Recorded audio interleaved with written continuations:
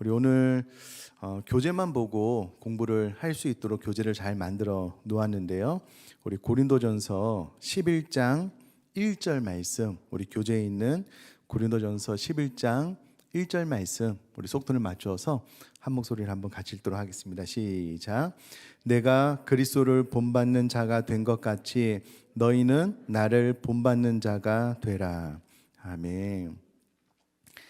자, 오늘부터 8주 동안 튜닝, 특별히 삶을 올바르게 세우는 튜닝이라는 주제로 우리가 공부를 해 나갈 텐데요.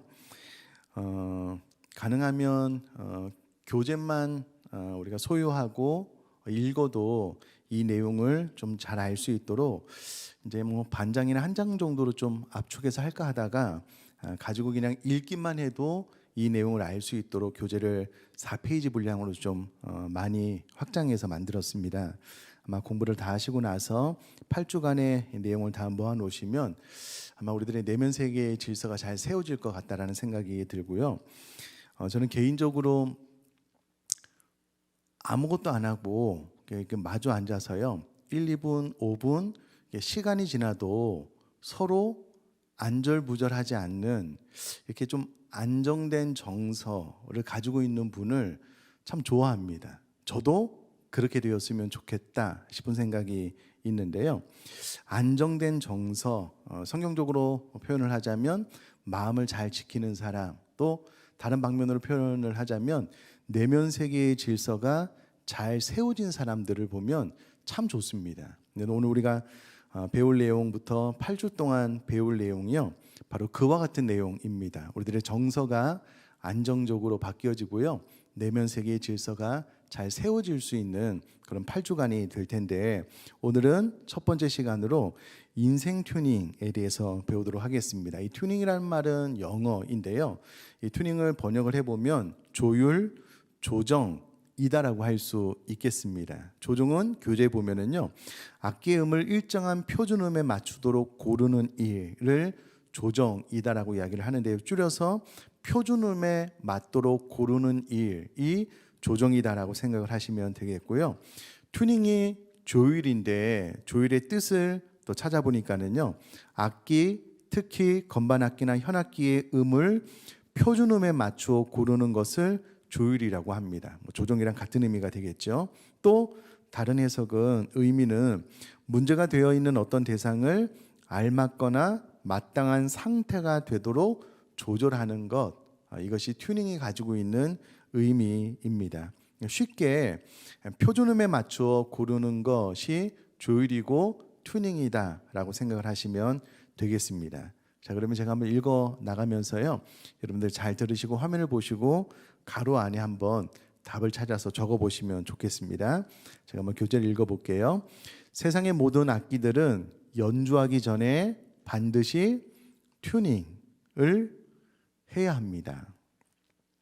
왜냐하면 가만히 놔두어도 온도나 습도에 따라 줄이 느슨해지고 부딪히거나 누군가의 의도적인 손길에 의해 본래의 음을 잃어버릴 수 있기 때문입니다. 지금 목양실에도 기타가 하나 있는데요, 좋은 기타는 튜닝을 해놓고 몇 개월이 지나도 음이 잘 틀어지지는 않아요. 그런데 좀 이렇게 되게 고가가 아닌 이상은요, 튜닝을 해놓고 가만히 놔두면 반드시 음이 틀어지게 되어져 있습니다. 이 현이 이 기타의 넥을 당기는 힘 때문에요, 넥이 안으로 이렇게 조금씩 휘어져 들어가요. 그러면 음이 틀려질 수밖에 없어요. 그래서 저는 목양실에 있는 기타를 예배 곡을 선정하기 위해서 튜닝을 해놓고요, 연주를 다 하고 난 다음에 다 풀어놓습니다. 그리고 다시 조율을 해서 또 이 준비를 하고 또 이렇게 풀어놓는데요, 그렇게 해야지만 이 악기를 좀 더 오래 쓸 수 있을 뿐만 아니라 매번 튜닝을 해야지만 정확한 음을 내기 때문에 그렇게 하고 있거든요. 자, 계속해서요, 마찬가지로 믿음의 길을 걸어가고 있는 우리 모두도 튜닝이 필요합니다.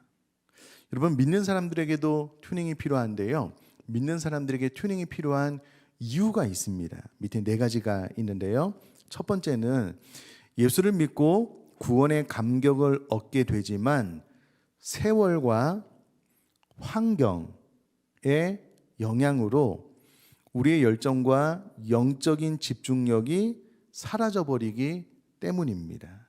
여러분, 아무리 건강하고 튼튼한 그리스도인이다라고 할지라도요, 그 안에 있는 구원의 감격이 세월, 시간의 흐름과 환경의 영향으로 열정과 영적인 집중력이 사라져버리고요, 무뎌지게 되어져 있습니다. 거의 100은 누구나 다 그렇게 될 수밖에 없는 것이 연약한 인간의 특성이기도 한데요, 그렇기 때문에 믿는 사람들에게도 튜닝이 필요하다라는 거고요. 두 번째는 또한 세상 속에서 살다 보면 자이든 타이든 상처를 주고받게 되는데, 그때 우리의 자아가 깨어지고 부서져 하나님의 형상을 잃어버리게 됩니다. 지치고 탈진하게 되므로 튜닝된 삶에서 이탈하게 됩니다. 살다 보면은요, 원하든 원하지 않든 상처, 아픔을 겪게 되고요, 그로 인해서 우리의 자아가 힘들어지는 거예요. 어려워지는 거예요. 깨지게 되는 현상이 나타나게 되고요, 그렇게 돼서 지치고 탈진하게 되면 튜닝된 삶에서 이탈하게 되는 거예요. 내면 세계의 질서가 잘 정리가 되어져 있었는데 정서가 참 안정적으로 내 마음을 잘 컨트롤할 수 있는 상태에서 이탈하게 되는 거예요. 그러면 또 조율을 해야 될 필요성이 생기게 되는 것이고요. 세 번째는 때로는 하나님이 우리에게 축복으로 주신 여러 가지 번영과 풍부함 때문에 안타깝죠. 하나님께서 우리에게 복으로 주셨는데 번영과 풍성함 때문에 영적인 초점을 잃어버리고 태만하고 안일하게 살아갑니다. 이러한 이유 때문에 우리 믿는 사람들에게 매번 튜닝을 해야 될 필요가 있는 거고요. 마지막으로 영적인 도전과 유혹으로 인해 하나님의 뜻과 목적을 잃어버리고 주변의 상황과 여건에 맞추어 대충 살다 보면 점점 본래의 음을 잃어버리게 됩니다. 예를 들면 이번 주 나눌 말씀인데요, 바벨론 포로기 안에서 돌아온 이스라엘 백성들이 영적인 도전들을 잘 이겨나가지 못하는 거예요. 혹은 환경의 어려움과 유혹들을 이겨나가지 못함으로 포로기한 유대인들의 선민의식을 잃어버리고 하나님의 백성으로서의 삶, 목적, 비전을 잃어버리고 본래의 삶에 이탈해서 안주하게 되는 거예요. 이런 일들이 일어나기 때문에 우리는 매번 계속해서 튜닝을 할 필요가 있습니다. 앞서 말씀드렸다시피 제 목양실에 있는 기타를 매번마다 튜닝해서 쓰거든요. 마찬가지로 이와 같은 이유 때문에 우리들의 정서가 흐트러질 때가 많아요. 그래서 우리는 매번 우리 자신을 튜닝하려고 하는 노력이 있어야지만 정확한 그 음을 내는 악기처럼 하나님께서 우리를 창조하신 그 정확한 목적대로 삶을 살아갈 수 있게 된다는 거예요. 계속해서요. 이러한 우리의 모습은 누구도 부정할 수 없는 모습입니다. 물론 이러한 우리의 모습이 튜닝 되지 않고도 살아가는데 아무런 문제가 없다고 생각할 수 있습니다. 그냥 살던 대로 사는 것 아니냐, 그렇게 하면 되는 것 아니냐 생각할 수 있지만, 그러나 튜닝 되지 않으면 다음과 같은 문제들이 발생합니다. 아니 내가 살던 대로 그냥 살면 되는 것 아니냐, 절대 그렇지 않습니다. 음이 틀어지면은요 여러 가지 문제들이 나타나게 되는데, 첫 번째 문제가 무엇이냐면 연주 불가입니다. 연주 불가.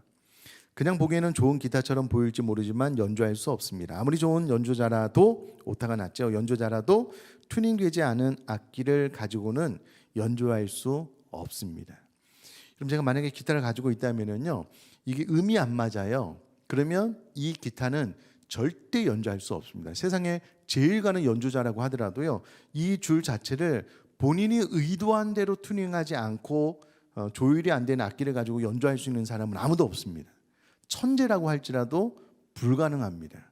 그러므로 우리 인생이 하나님 앞에 조율, 튜닝되어져 있지 않으면요, 내 인생으로 연주를 하는 것은 불가능해요. 그냥 그렇게 살면 되는 것 아니냐? 아니요, 절대 그렇게 될 수 없습니다. 연주 자체가 불가능하고요. 두 번째는 목적 상실입니다. 목적 상실. 악기는 연주하기 위해 만들어졌는데 악기가 제대로 연주되지 못한다면 그 악기는 악기로서의 목적을 상실하게 됩니다. 그것은 결국 사람들의 시선에서 멀어지게 되고 결국은 버려지게 됩니다. 튜닝되지 않은 사람은요, 목적을 상실합니다. 하나님 앞에 쓰임 받기도 어렵게 되는 것이고요. 세 번째, 협연 불가. 함께 연주하는 것이 불가능해진다라는 건데요.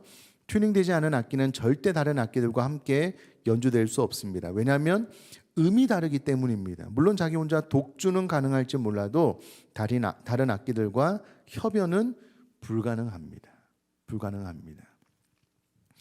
제가 예배곡을 선정을 해줄 때요, 반드시 그 옆에 키를 적어서 드리거든요. 우리 부교육자분들에게 이 노래는 이 키로 연주를 해주세요 라고 코드를 옆에 적어 놓거든요.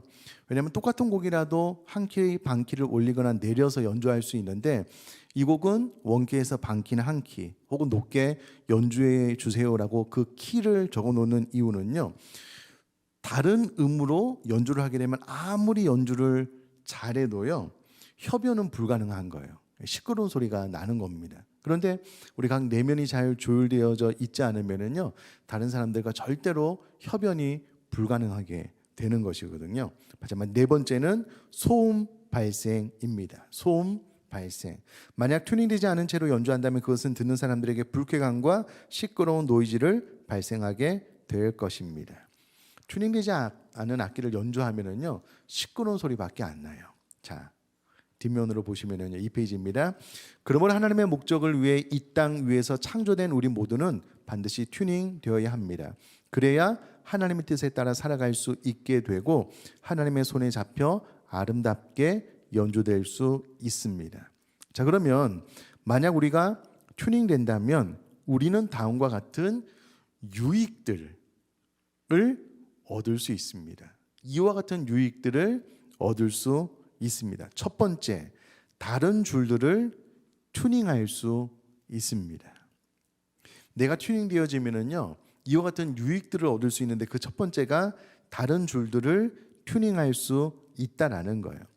자, 사도 바울은 고린도전서 11장 1절에서 내가 그리스도를 본받는 자가 된 것 같이 너희는 나를 본받는 자가 되라고 말씀했습니다. 바울이 그리스도를 통해 자신을 튜닝한 목적, 자신이 예수 그리스도의 삶에 조율되어 맞춘 목적, 튜닝한 목적은 자신을 통해 다른 사람들을 튜닝하기 위함이었습니다. 기타로 설명을 드리면 기타는 총 1번부터 6번까지 줄이 있는데요. 마치 기타의 6번 줄을 통해 5번 줄을 튜닝하고 5번 줄을 통해 그 아래 줄을 튜닝하듯이 튜닝된 사람이 다른 사람들을 튜닝하는 것이 성경적인 튜닝의 원리입니다. 그럼 이것을 이해하고 깨닫는 것이 너무 중요합니다. 여러분, 기타가 제일 밑에 줄을 1번 줄이라고 해서 6개 줄이 있는데요.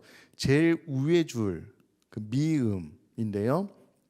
거기 중에서 라음을 눌러서 그 아래 5번 줄을 동일하게 맞춰요. 또 그 밑에 줄에서는 또 그 밑에 줄을 튜닝하게 되는데요. 하나의 줄을 튜닝하고 나면 그 줄을 기준 삼아서 그 다음 줄을 튜닝한 것처럼 우리가 그리스도에게 맞춰진 튜닝된 삶을 살면은요, 비로소 내가 다른 사람들을 향하여 나를 본받음으로 너도 튜닝된 삶을 살아라 라고 할 수 있기 때문에 튜닝은 우선에는 나 자신을 하나님께 맞춰가는, 정확하게 표현하면 말씀의 기준에 나를 맞춰가는 튜닝을 한다면 이제는 그와 같은 삶으로 다른 사람을 튜닝하기 위한 목적이 있다라는 거고요. 두 번째는 하나님의 손에 의해 아름답게 연주될 수 있습니다. 연주될 수 있습니다. 우리 인생이 튜닝되어야 할 이유는 하나님의 손에 의해 아름답게 연주되기 위함입니다. 내가 연주하려고 할 때에는 세상적인 노이즈가 나지만 하나님의 손에 붙잡혀서 연주될 때 우리는 우리 속에 숨어있는 진정한 소리를 찾을 수 있고 진정한 행복과 기쁨을 누군가에게 전해줄 수 있습니다. 자, 그렇다면 내가 튜닝되어야 된다라는 것은 이제 그 이유와 목적을 알겠는데 누구의 손에 맡겨야 하는가? 누가 우리를 튜닝해 줄 수 있는가? 좋은 예가 있다는 거예요. 아마 이런 이야기 한번 좀 들어보셨을 텐데요. 세계적인 물류 기업인 UPS의 중간 물류 기지가 있는 루이스빌에서 실제로 일어난 일인데요. 그곳은 하루에도 수십만 개의 수화물이 바쁘게 처리가 되고요. 이와 같은 수화물은 항공기에 싣기 위해서 분류하는 작업에는 이 컨베이어 벨트가 이용되기 때문에 그 물류 기지에서 컨베이어 벨트가 갖는 중요성은 매우 큽니다. 만약에 이 컨베이어 벨트가 작동이 멈추고 고장이 나면은요, 일단은 비용적인 손실이 엄청나게 날 뿐만 아니라 택배가 정확한 시간에 배송되지 않으면 이 UPS라는 회사 자체의 신용도가 떨어지기 때문에 이 컨베이어 벨트는 그 어떠한 시설보다도 중요하다라고 할 수가 있는데, 어느 날 이 컨베이어 벨트가 멈추어 버리는 사고가 발생한 거예요. 회사가 크니까는 또 이 컨베이어 벨트가 너무 중요하기 때문에 회사 내에서 이 컨베이어 벨트를 수리하는 수리공이 있었는데요. 그 원인을 찾지 못하는 거예요. 고치지 못하는 거예요. 그 사이에 막대한 피해가 발생을 하게 되는 상황이 벌어지게 된 거지요. 그래서 결국은 현장 책임자가 가까운 곳에 사무실에 있는 이 컨베이어 진짜 벨트 전문가에게 수리를 의뢰하게 되었어요. 그래서 이제 서둘러 사고 현장에 도착했는데, 컨베이어 벨트 전문가가 한 3분 정도를 이렇게 쭉 둘러보고 난 다음에 건물 끝쪽에 설치된 제어판으로 다가가서 덮개를 열고요, 나사 하나를 조이기 시작했대요. 그랬더니 정상 작동이 된 거예요. 문제는 이 수리 비용으로 얼마를 드리면 되겠습니까? 라고 물었을 때에, 미국은 그런 게 있나 봐요. 이게 물어서 이제 당사자가 그 비용을 이야기를 해주면 그 비용을 지불하는 그런 문화가 있는 거예요. 수리 전문가가 이렇게 대답을 했대요. 1만 달러. 현재는 1,200만 원이 넘습니다. 한 1,280만 원 정도 됐을까요? 한 1,300만 원 정도 되는. 깜짝 놀란 거예요. 아니 5분 일하고 나서 1,200만 원을 달라고 하는 게 말이 되냐고. 그때 이 전문가가 그렇게 대답을 했대요. 맞습니다. 나사를 조이는 가격은 얼마 되지 않지만 어떤 나사를 조여야 하는지를 아는 것은 충분히 그만한 가치가 있습니다. 어떤 가치를 어떤 나사를 조여야 되는지 그것을 아는 가치가 1,200만 원 이상의 가치가 있다는 거예요. 자, 그러면 우리를 튜닝 하시는 분은 하나님이신데요. 하나님이 우리를 창조하셨잖아요. 창조자에게 우리의 삶을 튜닝 할 것을 맡기게 되면은요, 하나님께서 우리들의 본질을 아시기 때문에 그 누구보다도 정확하게 우리를 튜닝 하실 수 있다라는 거예요. 자, 이 정도 해놓고 중간 점검을 한번 하면은요, 튜닝이 뭐냐면 조율, 조정이고요. 조율의 의미가 무엇이냐면 악기, 특히 건반이나 현악기에 음을 표준에 맞추는 것을 이제 튜닝이다라고 이야기를 하고요, 조율이다라고 이야기를 하는데, 음을 표준에 맞추어 고르게 하는 것, 그것이 조율의 의미라는 것입니다. 우리가 이제 튜닝, 삶을 올바르게 세우는 튜닝에 대해서 배울 텐데요. 삶을 올바르게 세우는 음을 표준음에 맞추는 그런 작업을 이제 8주 동안 계속 한다라는 그런 의미가 되겠죠. 자, 계속해서요. 기타를 연주하려는 사람이 연주 전에 절대적으로 변하지 않는 이것을 절대음이다라고 하거든요. 절대음에 각각의 줄을 조율하는 것처럼 튜닝은 절대 변하지 않는 하나님의 말씀으로 우리의 삶을 조율하는 것을 의미합니다. 너무 중요하기 때문에 제가 다시 한번 읽어볼게요. 기타를 연주하려는 사람이 연주 전에 절대적으로 변하지 않는 절대음에 각각의 줄을 조율하는 것처럼 튜닝은 절대 변하지 않는 하나님의 말씀으로 우리의 삶을 조율하는 것을 의미합니다. 제가 고등학교 때 주산을 배웠는데요. 반에서 주산을 제법 잘 두는 사람이었어요. 그때 당시에 이제 머릿속에 이제 주판이 그려져서요, 암기도 좀 잘했던 것 같아요.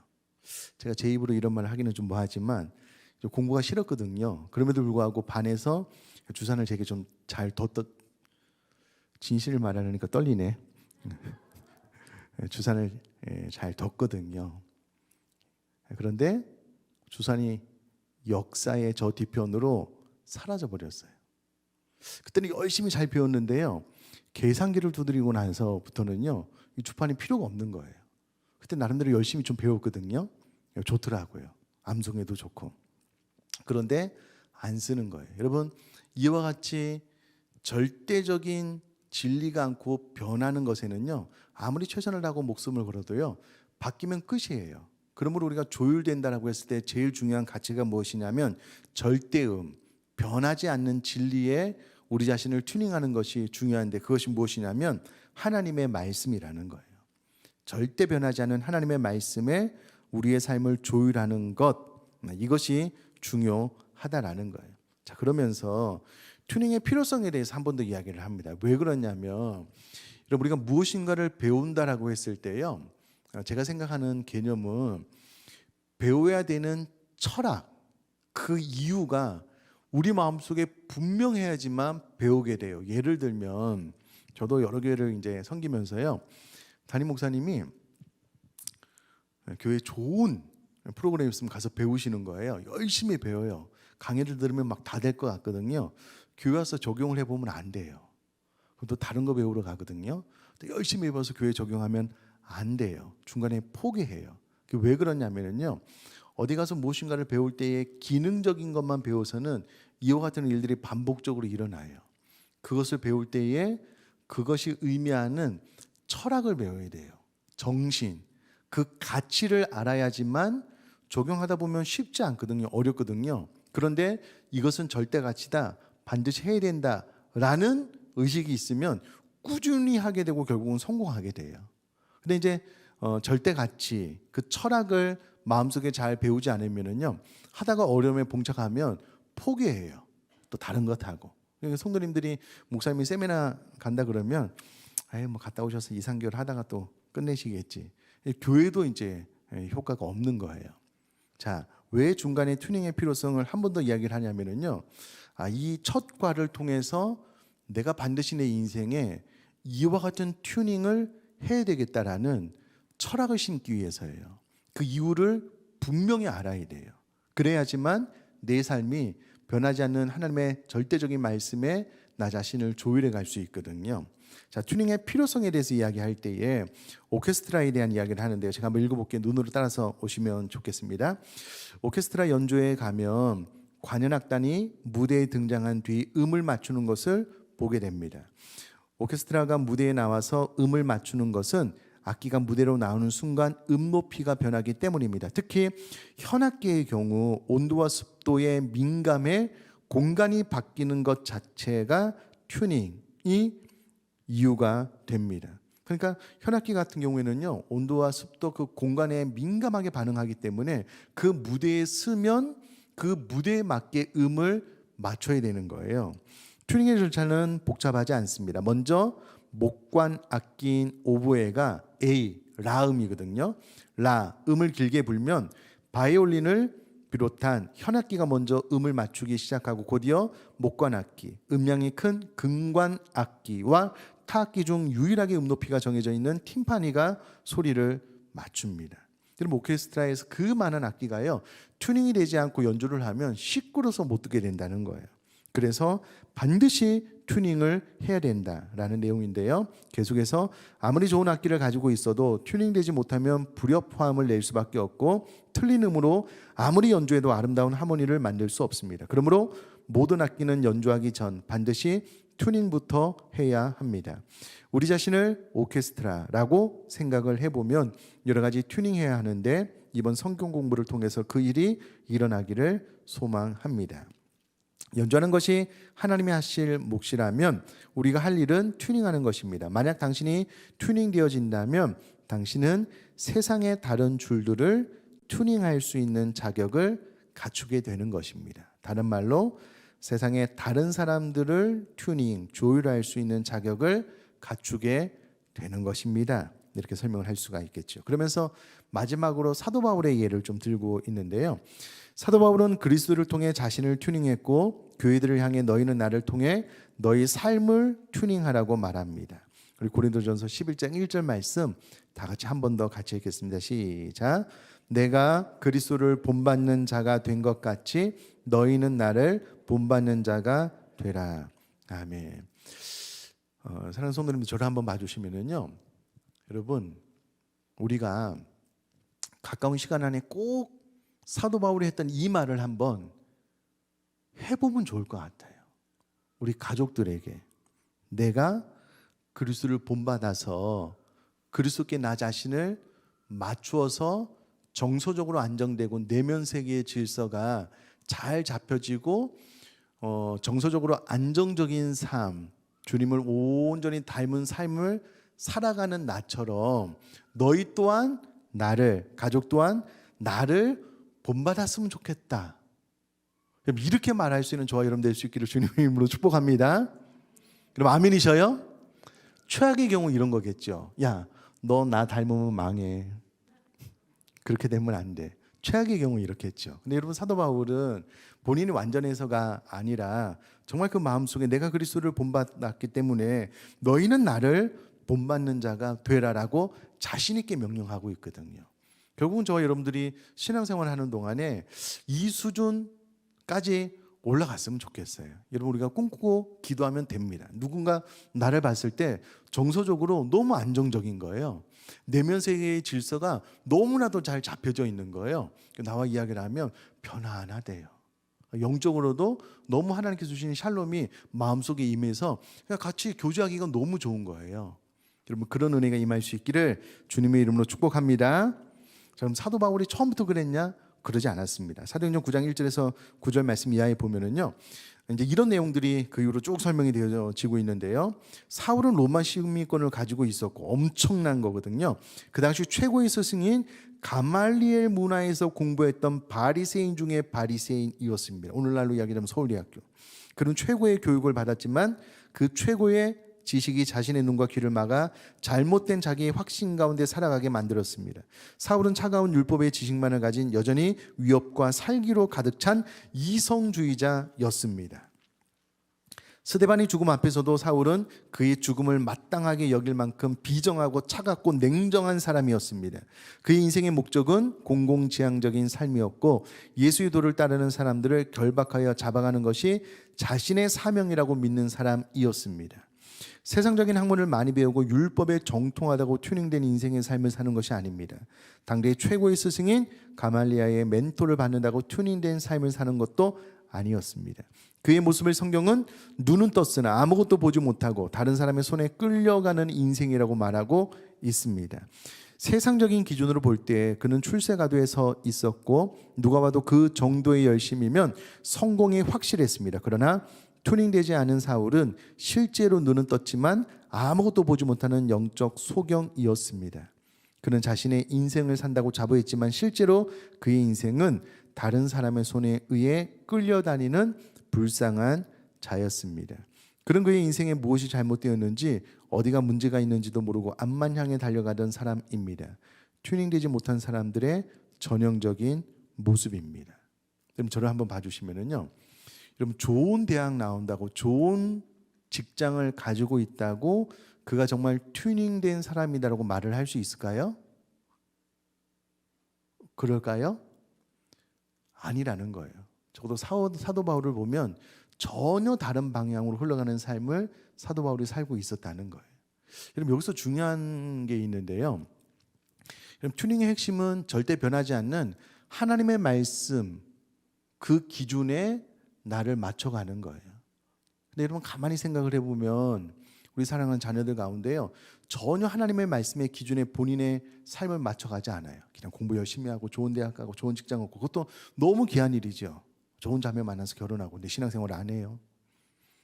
그 안에 말씀의 기준에 의한 삶이 아니라 그냥 세상적인 성공 지향적인 삶을 살면은요, 사도 바울이랑 다른 것이 아무도 없어요. 변하기 전에 그냥 똑같은 거예요. 전혀 튜닝되지 않은 삶을 살아가고 있는 거예요.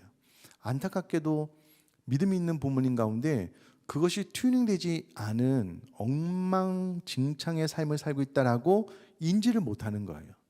우리가 기억해야 될 것은 절대 변하지 않는 말씀의 기준에 나를 맞춰가는 것, 그것이 진정한 의미에서 튜닝이 잘 된 사람의 삶이거든요. 사도 바울만 딱 들여다보면은요, 그는 세상적으로 보면 부족함이 없는 사람이었습니다. 그러나 그는 성경적인 가치에 의하면 전혀 튜닝되지 않은 삶을 살았던 사람이었다라는 거예요. 그런데 사도 바울이 튜닝되고 난 이후에 전혀 다른 삶을 살았는데요. 계속해서요. 튜닝된 이후 사울이 어떻게 달라졌습니까? 사도행전 9장 17절부터 20절까지 제가 한번 읽어보겠습니다. 아나니아가 떠나 그 집에 들어가서 그에게 안수하여 이르되 형제 사울아, 주곧 내가 오는 길에서 나타나셨던 예수께서 나를 보내어 너로 다시 보게 하시고 성령으로 충만하게 하신다 하니 즉시 사울의 눈에서 비늘 같은 것이 벗어져 다시 보게 된지라. 일어나 세례를 받고 음식을 먹음에 강건하여 지니라. 사울이 다메섹에 있는 제자들과 함께 며칠 있을새 즉시로 각 회당에서 예수가 하나님의 아들이심을 전파하니. 그럼 성공을 위해 달려가던 사울이요, 그리스도를 위해 자신의 목숨을 내어놓는 바울로 바뀌게 되었습니다. 스데반의 죽음을 보고 당연하게 여기던 사울이 눈물로 기도하며 사랑으로 사람들을 격려하는 부드러운 사람으로 바뀌었습니다. 위협하고 살기가 등등했던 사울이 철저하게 그리스도의 십자가 앞에 자신을 낮추고 자신의 약함을 고백했습니다. 남녀노소를 막론하고 결박하려고 내려갔던 사울이 사람들에 의해 결박당하는 인생이 되었습니다. 눈은 떴지만 보지 못하던 인생이 영적인 눈이 열려 하나님의 비밀을 세상 가운데 선포하고 교회를 세우는 전도자로 바뀌었습니다. 이것이 바로 튜닝의 힘입니다. 튜닝의 힘. 여러분, 이와 같이 튜닝된 사람은요, 튜닝되기 전과 이후의 삶이 너무나도 달라진 거예요. 하나님의 말씀의 기준에 나 자신을 잘 조율해서 맞춰서 튜닝된 삶을 살면은요, 정말 사도 바울의 인생이 전혀 바뀐 것처럼 이와 같은 인생을 살아갈 수 있게 된다는 겁니다. 그래서 이번 삶을 올바르게 세우는 튜닝, 성경 공부 시간을 통해서 새롭게 튜닝되는 저와 여러분들이 다 되시기를 바랍니다. 여러분 아멘이셔요? 오늘은 이제 튜닝에 대한 전반적인 내용과 서론격을 살펴봤고요. 다음 주에는 말씀 튜닝에 대해서 살펴볼 텐데, 중요한 것은요, 이 개념을 갖고 있는 것과 갖고 있지 않은 것은 천지 차이입니다. 전혀 다르고요. 내 안에 이와 같이 절대 변하지 않는 말씀의 기준에 의하여 내 삶을 조율해야 되겠다라는 필요성을 인지한 사람과 인지하지 않은 사람, 이것을 인지하고 위해서 기도하고 꿈꾸는 사람과 그렇지 않은 사람은요, 출발은 같을지 몰라도 그 끝은 너무나 달라져요. 그러면 여러분, 이 8주를 통해서 이제 우리가 꿈꿨으면 좋겠어요. 그렇게 기도했으면 좋겠습니다. 이제 나 스스로 가만히 있을 때도요, 내 안이 하나님께 주시는 여호와 샬롬으로 평안한 거예요. 내 내면의 정서가 잘 다듬어지고 조율이 되어서 나 스스로 평안한 거예요. 여러분, 조율되어져 있지 않은 삶, 그래서 정서가 좀 혼란한 사람들은요, 외부의 반응에 혹은 외부의 자극에 쉽게 반응합니다. 그러나 내 내면이 너무나도 고요하게 잘 정리가 되어져 있는 사람들은요, 이 내 몸 밖에서 외부에서 어떠한 일이 있어도 쉽게 흔들리지 않아요. 대표적으로 예수님. 온 인류의 죄를 지고 십자가를 지시기 전임에도 불구하고 우리가 특세 때 배웠던 것처럼 그 극적인 상황 가운데 하나님의 영광을 구해요. 전혀 흔들리지 않는 하나님께서 예수님께 맡겨지신 그 사명의 길을 힘들고 어려운 가운데 묵묵히 걸어 나가거든요. 왜 그러냐면 예수님은 내면세계 질서가 너무나도 잘 잡혀 계셨어요. 정서가 너무나도 안정적이었을 뿐만 아니라 절대 기준, 하나님의 뜻에 예수님께서 온전히 맞춰 가는 삶을 살게 되므로요, 그 무엇도 마귀도 세상도 예수님의 마음을 흔들어 놓을 수 없었거든요. 극한 상황 속에서라도. 저는 저와 여러분들이 우리 인생이 잘 조율되어서 이와 같은 삶을 살아나갈 수 있게 되기를 주님의 이름으로 축복합니다. 여러분 아멘이시죠? 우리가 8주가 끝나고 난 다음에는 하나님 내 삶이 꼭 그렇게 되기를 원합니다라고 꿈꾸고 소원하며 기도하는 저와 여러분 될 수 있기를 주님의 이름으로 축복합니다.